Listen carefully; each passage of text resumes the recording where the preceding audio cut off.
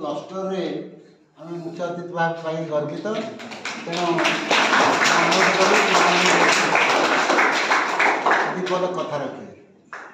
मेला को आम आसीजे बिले गोटे गोटे प्रोजेक्ट धरिक आसचे तो ये प्रोजेक्टा किसी पिला निजस्व करेंगे कि शिक्षक मान साहाय्य नहीं गोटे जिनस भी खाली मन रखिए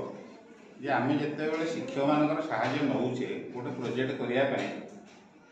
से प्रोजेक्टर प्रिंसिपलटा कौन प्रथम आम बुझे विज्ञान को प्रिंसिपल को लेकिन प्रोजेक्टा एक तार जी आम यूज कर पार्ट्स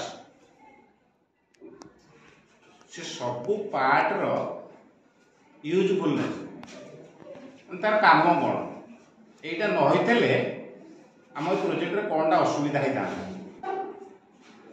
जहाँद्वारा कि आम गोटे जिज्ञासा मनोवृत्ति वृद्धि पाए।